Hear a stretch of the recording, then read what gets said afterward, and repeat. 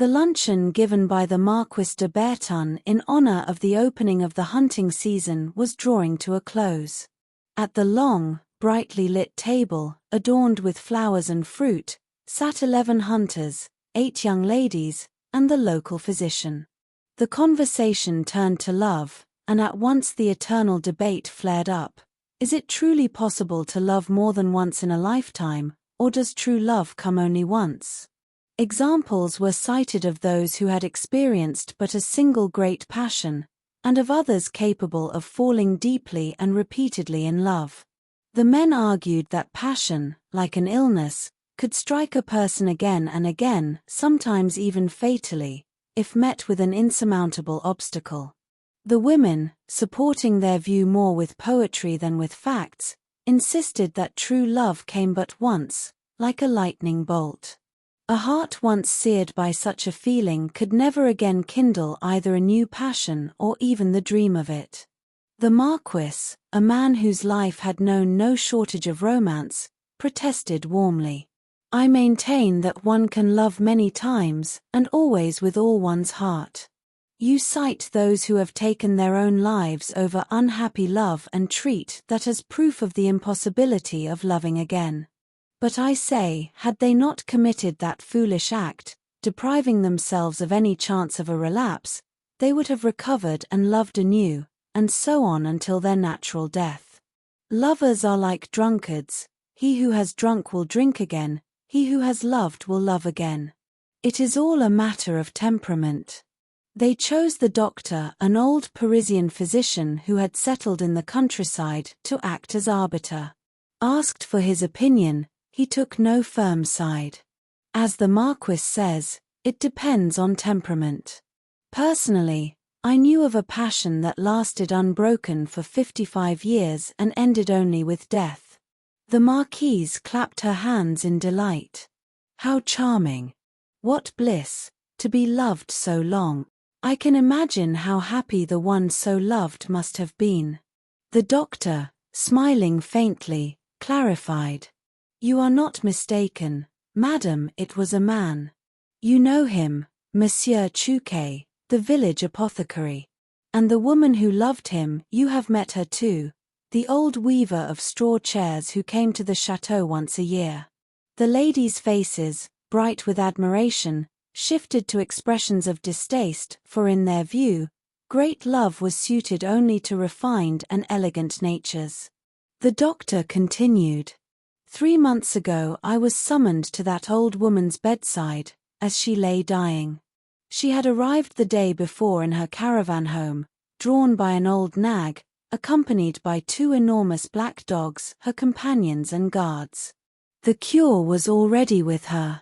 She asked us to act as executors of her last will, and so that we might understand, she told us her whole life story.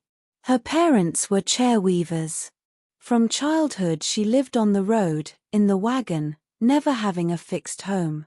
The girl grew up in rags, unwashed, neglected. Her parents would stop the wagon at the edge of a village, the horse would graze, the dog would doze, and they would mend chairs, exchanging only the words strictly necessary. If she wandered too far or played with village children, her father would shout, "Come here at once, you lazy good-for-nothing."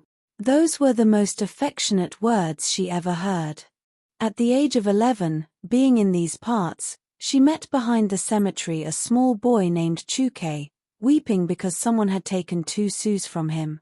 She pressed into his hand all her savings, 7 sous, and, unable to resist, kissed him. He did not object. Overjoyed, she hugged him tightly and ran away. From that day on she dreamed of that corner of the cemetery and of the boy. Each time she returned to these parts, she saved coins to give him. She saw him from a distance, behind the apothecary's window, between a red glass sphere and a jar of medicine, and loved him all the more. The years passed. Each time she met him, she gave him all she had saved, and he accepted the coins and allowed her to kiss him. Once she brought as much as 5 francs, and he smiled. Then he was sent away to a college. She contrived to have her parents pass by during the holidays, but he, grown taller and self-important in a uniform with gilt buttons, walked past without noticing her. From then on her torment began. She came every year, but he paid her no heed. For her, however, he remained the only person in the world.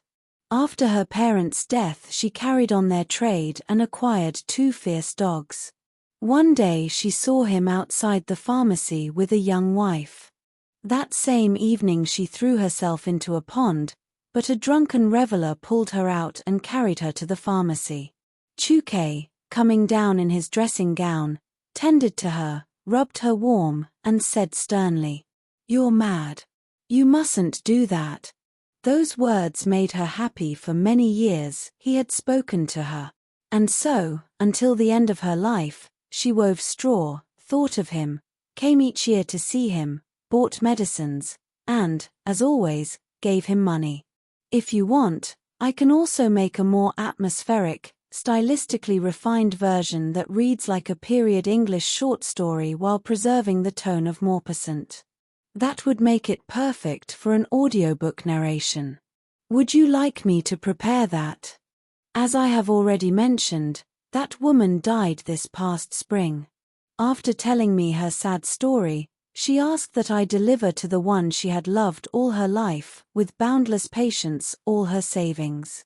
For, in her words, she had lived and worked only for him alone, sometimes even going hungry so that she might put aside a little, and be certain he would think of her at least once after her death. She placed in my hands 2,327 francs. When she drew her final breath, I left 27 francs with the cure for her burial, and took the rest. The next day I went to visit the Chouquets. They were just finishing breakfast, seated opposite one another, plump, flushed, steeped in the smell of the pharmacy, dignified and self-satisfied. They seated me and offered me a glass of cherry liqueur. I drank, and, deeply moved, began my tale, convinced they were on the verge of tears. But no sooner had Chuke understood that he had been passionately loved by this vagabond, this chair-weaver, this beggar, than he leapt to his feet, brimming with outrage, as though her feelings had somehow assailed his good name, his honor, the respect owed to decent people, something sacred, dearer than life itself. His wife, no less indignant, could only repeat, "The wretch! The wretch! The wretch!" Finding no other words. Chuke paced in large strides behind the table, his Greek cap had slipped to one side. He muttered, "Can you imagine, doctor? What a dreadful situation for a man. And what is to be done now? Oh, if only I had known while she was still alive, I would have called the gendarmes to have her arrested and thrown into prison. I assure you, she would never have come out again." I was stunned by the outcome of what I had considered a pious mission. Not knowing what to say, I nevertheless resolved to fulfill her request to the end. "She bequeathed you her savings, 2,300 francs. But it seems the whole matter is distasteful to you. Perhaps I should give the money to the poor instead?" The couple stared at me, astonished. I drew from my pocket her pitiful hoard coins of every mint, gold mixed with copper, and asked, "So, what is your decision?" Madame Chuke spoke first. "Well, if it was her last wish, it would be awkward, I suppose, to refuse."